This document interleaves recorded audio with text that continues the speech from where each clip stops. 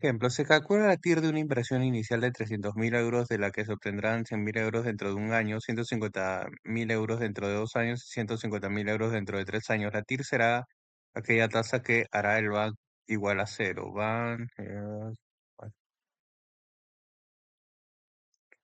Si se calcula por el método de prueba y error, se hará para TIR 12%, BAN más 15 más. Para TIR igual 13% van igual más para TIR. Por lo tanto, la TIR estará comprendida entre el 14 y el 15 por inversión inicial, una inversión, segunda inversión, al final del primer año, al final del segundo año, al final del tercer año. La TIR de la primera inversión es van igual menos 500.000 más 700.000, uno más TIR, cero TIR, 18.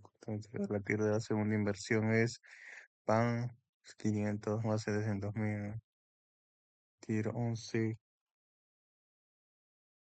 como 87. La primera inversión es preferir a la segunda porque tiene la TIR más elevada. Ejemplo 2. Se trata de evaluar la inversión siguiente utilizando los métodos del BAN y la TIR.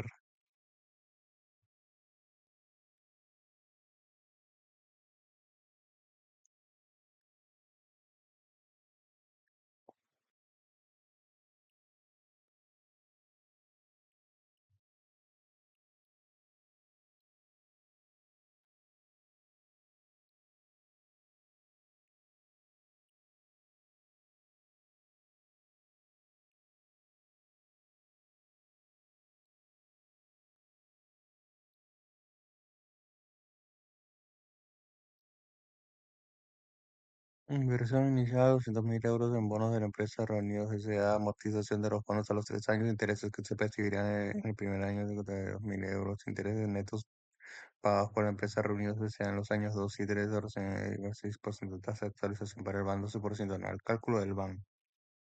Se producirán los siguientes flujos de tesorería: inversión inicial, primer año interés, segundo año interés, tercer año interés, devolución de bonos. Cálculo del BAN. BAN y bonos.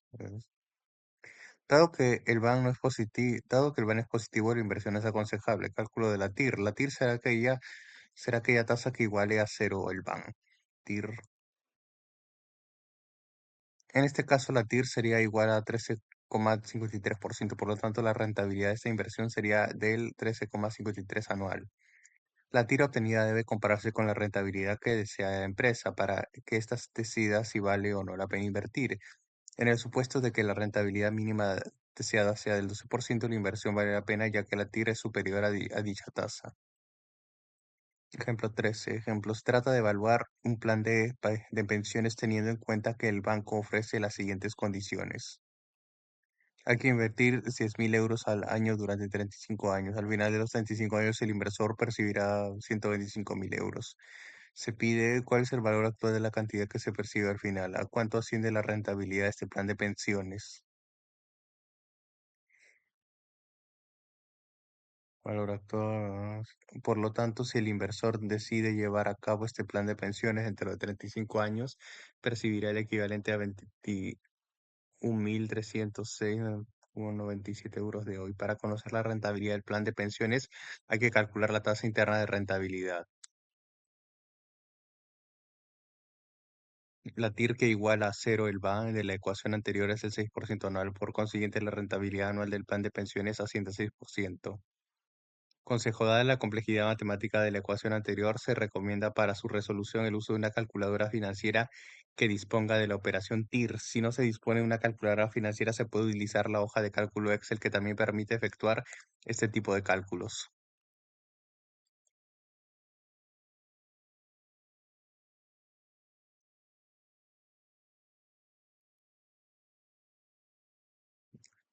Ejemplo, se trata de evaluar la rentabilidad de una inversión en una máquina. Una empresa tiene la posibilidad de adquirir una máquina que le permite reducir el coste de la mano de obra y de la energía. La máquina, que cuesta 800.000 euros, tendrá un valor residual de 50.000 euros al final de una vida útil de 5 años. Los ingresos anuales, reducción de costes que producirá la máquina serán: año 1, ingreso anual 200.000.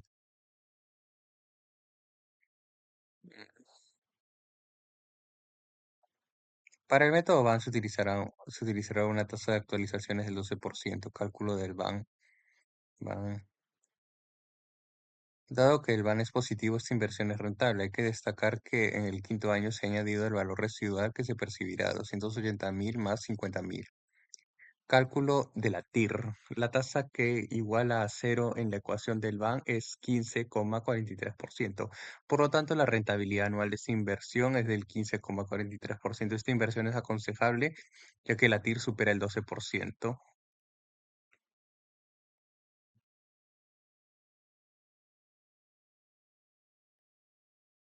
Capítulo 18. La financiación mediante capital y reservas. En este capítulo, financiación con capital y reservas, apalancamiento financiero, financiación con subvenciones. Financiación con subvenciones.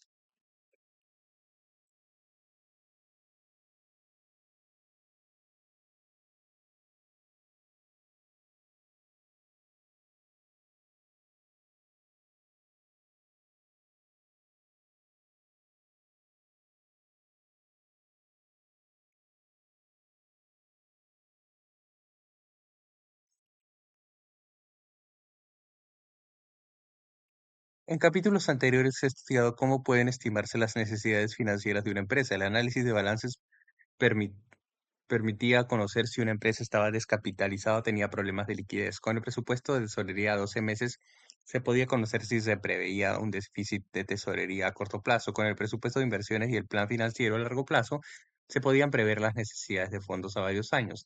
En el capítulo anterior se han visto métodos que permiten evaluar las inversiones. Una vez que se ha decidido efectuar una inversión, que hay que estudiar la mejor forma, una vez que se ha decidido efectuar una inversión, hay que estudiar la mejor forma de financiarla.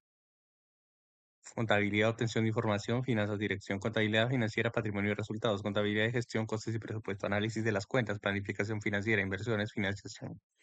Figura 18.1. La financiación en el esquema general de las relaciones entre contabilidad y finanzas. Dado que ya se han desarrollado las técnicas que permiten conocer las necesidades financieras, el objetivo de este capítulo es comenzar a estudiar cómo financiarlas. Empezaremos con la financiación con patrimonio neto. En los capítulos siguientes se desarrollará cómo financiarse con deuda. Tipos de financiación. En principio, los recursos financieros pueden llegar a la empresa a través de capital, fondos aportados por los accionistas, autofinanciación, aumento de las reservas con los beneficios no distribuidos, subvenciones a fondo perdido, concedidas por organismos públicos, deudas, fondos que tienen que devolverse y que pueden tener un coste financiero. Cuando se gestiona la financiación hay que conseguir que su coste sea lo menor posible, pero la financiación pero la financiación también comporta riesgos, ya sean de tipos de interés que pueden subir, de tipo de cambio cuando el préstamo es en divisas o de plazos que no se pueden atender o de plazos que no se puedan atender. Además, en algunos casos los bancos piden garantías que la empresa ya no puede asumir. Por ejemplo, cuando para obtener un préstamo hay que hipotecar un inmueble o acompañar un aval de los socios o depositar dinero en garantía. Recuerdo. Por lo tanto, el objetivo de reducir el coste tiene que equilibrarse con el objetivo de minimizar el riesgo y con unos plazos adecuados y de unas garantías que sean razonables.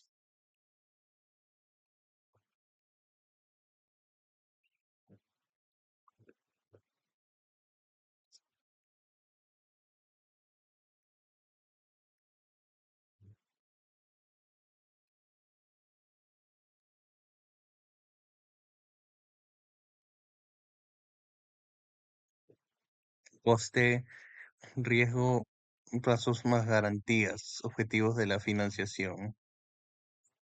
Y los objetivos de financiación deben ser coherentes con los objetivos de inversión que se han analizado en el capital anterior. Este equilibrio puede visualizarse como la balanza que se representa en la figura 18.2.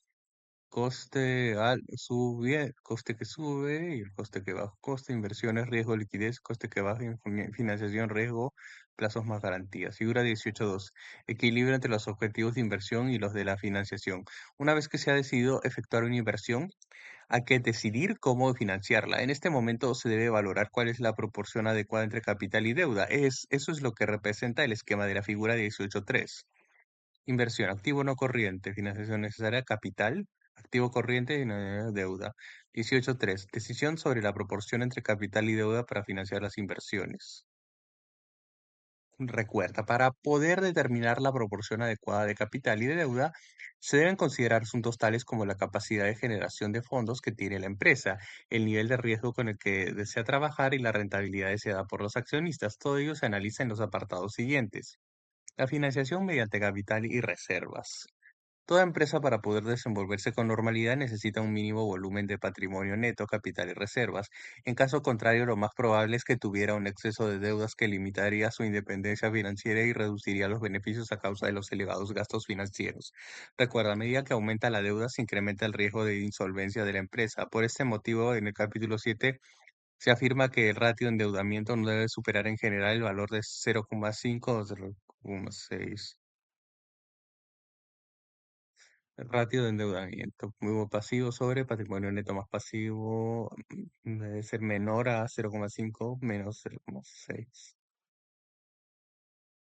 Por lo tanto, el patrimonio neto debe superar o igualar el 40% del patrimonio neto más pasivo para evitar la descapitalización de la empresa.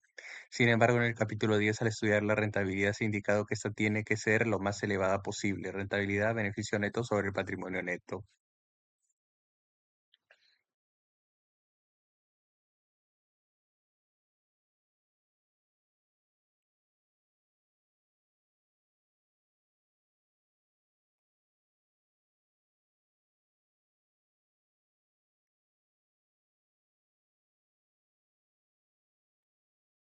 En definitiva, para que la rentabilidad sea elevada, se precisa un patrimonio neto reducido, pero por otro lado, para que no exista un exceso de deuda, el patrimonio neto debe ser elevado. Patrimonio neto sobre patrimonio neto más pasivo, capitalización, ¿no? Beneficio neto sobre beneficio neto sobre patrimonio neto de rentabilidad.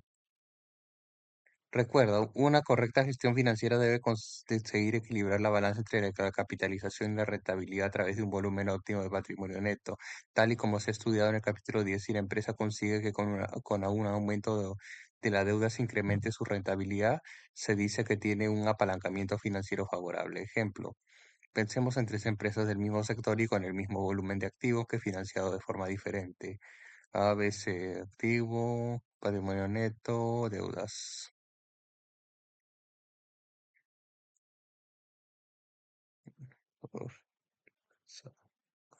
Las tres empresas consiguen el mismo beneficio antes de intereses e impuestos de 50.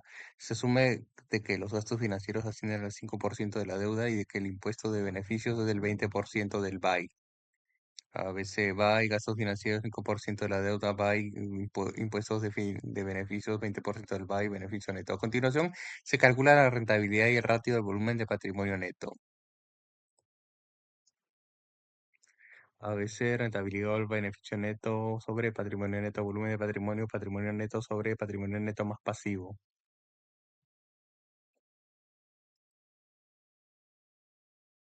Ua-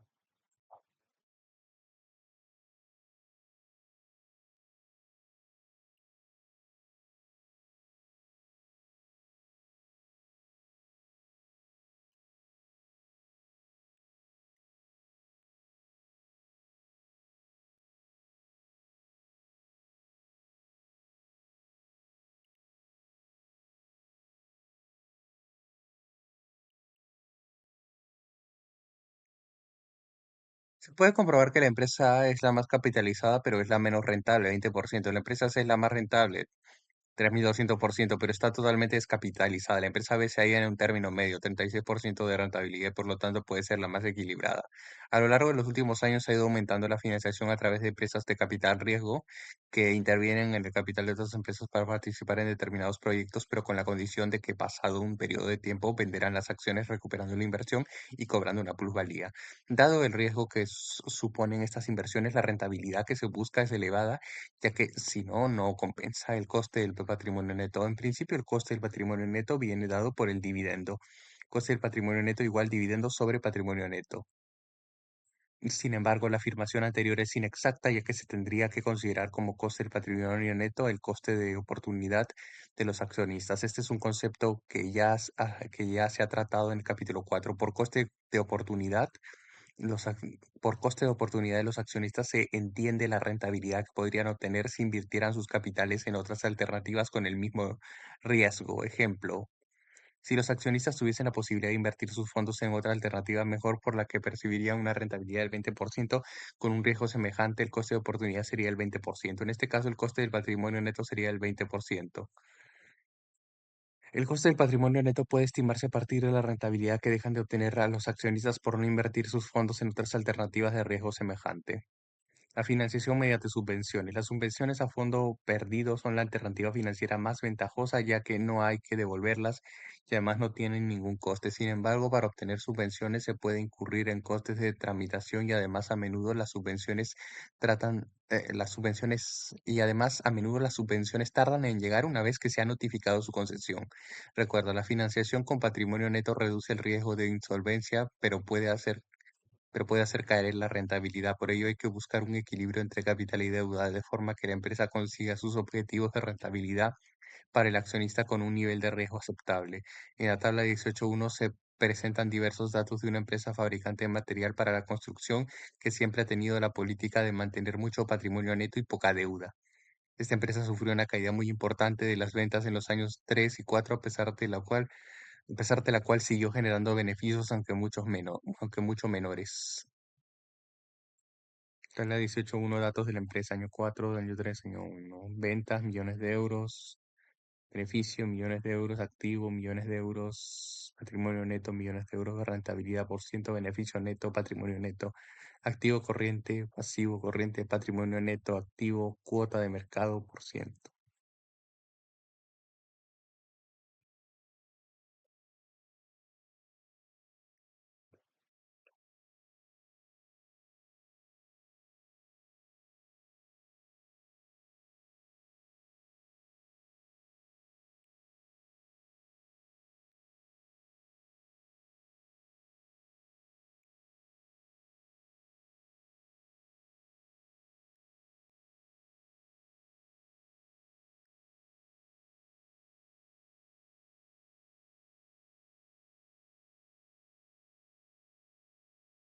Dado que la caída de ventas se produjo en todo el sector, lo que puede comprobarse viendo que la empresa ha mantenido la cuota de mercado, varios de sus competidores desaparecieron entre los años 3 y 4 a causa de que no pudieron atender el exceso de deudas con que se financiaban. Por lo tanto, en este caso, la empresa ha seguido funcionando gracias a que su estructura financiera estaba muy capitalizada. Así, en el año 4 el patrimonio neto representa el 71% del activo. La política de dividendos. Una de las consecuencias de financiarse con capital de los accionistas es que hay que decidir qué dividendos se les va a entregar. Pagar mucho dividendo puede tener ventajas e inconvenientes. Ventajas. Los accionistas estarán más satisfechos al ver que su inversión tiene una rentabilidad tangible. Más vale pájaro en mano que ciento volando. Inconvenientes. La empresa dispone de menos patrimonio neto y se tendrá que endeudar más, con lo que pierde de independencia financiera. Se pierde liquidez, se pierde la fiscalidad de los accionistas. A veces el pago de dividendos puede ser desaconsejable. Consejo: en principio debe aumentarse el dividendo cuando los accionistas tengan expectativas de que deberían cobrarlo y tengan un elevado coste de oportunidad, o cuando la deuda sea beneficiosa para la empresa. También es necesario contar con una liquidez suficiente y no tener que efectuar inversiones grandes de forma inmediata. Recuerda, las empresas intentan tener una política de dividendo que sea estable o bien en porcentaje sobre el beneficio sobre el capital de los accionistas. En la medida en que sea posible, habrá que incrementarlo. Caso: el Consejo de Administración de Muebles Llosa, una empresa que lleva 40 años en el sector del mueble, se ha reunido para decidir si le conviene seguir con la política de endeudamiento y la capitalización que ha mantenido hasta el presente. Todas las acciones de la empresa estarán en manos de la familia Llosa en la siguiente proporción: Oscar Llosa, 100%, Félix Llosa, 10, María Llosa, 10 y Llosa, 25, total 100%.